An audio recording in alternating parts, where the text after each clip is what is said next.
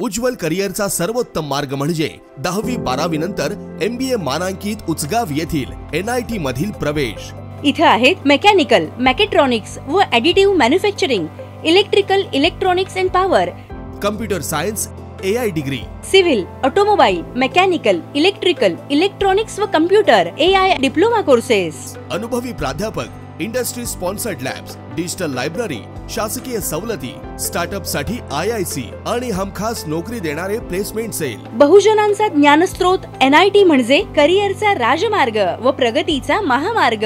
प्रवेशासाठी संपर्क 1800-890-6290। कोल्हापूर जिल्ह्याचे नूतन पोलीस अधीक्षक योगेश कुमार गुप्ता यांनी कोल्हापूर येथे गुन्हे परिषद घेतली।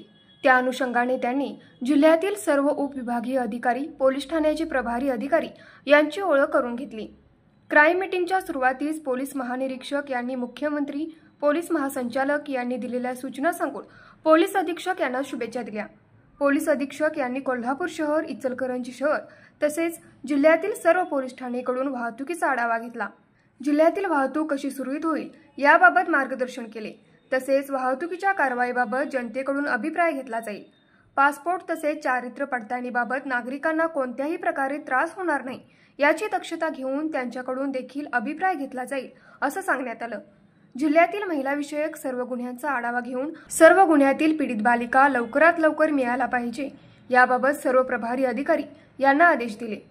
बकरी ईदच्या अनुषंगाने आढावा घेऊन लावण्यात येणारी नाकाबंदी, कत्तलखाने याची माहिती घेऊन सर्व प्रभारी अधिकारी यांनी कोणत्याही घटनेला तात्काळ प्रतिसाद देणे आवश्यक आहे याबाबत सूचना दिल्या। जिल्ह्यातील प्रलंबित गुन्हे, अर्ज यांचा आढावा घेऊन तात्काळ निर्गती करण्याचे आदेश दिले।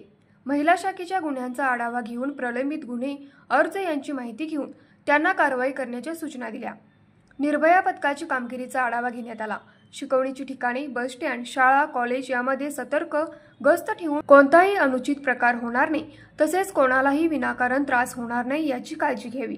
तसेच काउन्सिलिंग देखील कराव्यात याबाबत सूचना देण्यात आल्या। जुगार, दारू, NDPS या कारवाईमध्ये वाढ अपेक्षित असून प्रभावी कारवाई करावी। चेन स्नॅचिंगच्या गुन्ह्यांना प्रतिबंध करावा तसेच सर्व गुन्हे उघडकीस आणावे अशा सूचना देण्यात आल्या। न्यूज मराठी 24 साठी विनोद शिंगे, कोल्हापूर।